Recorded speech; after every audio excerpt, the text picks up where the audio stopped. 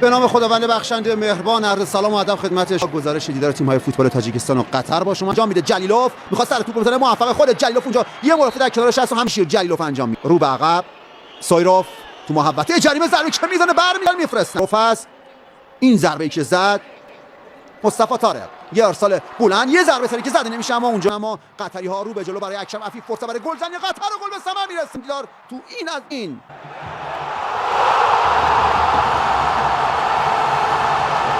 اینم حرکتی انجام خیلی راحت با بیرون پای، یه ضربه چیپ رو زد و گل اول تاجیکستان.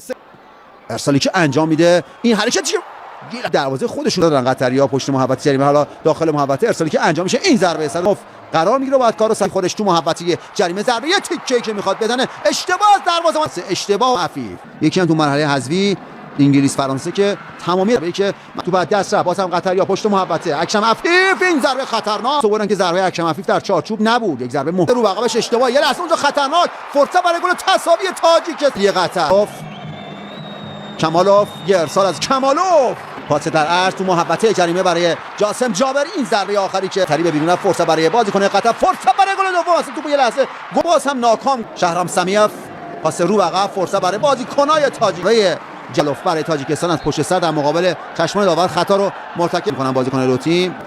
اونجوری قشنگ احتمالی که رنگ کارتو بخواد عوض بکنه هست.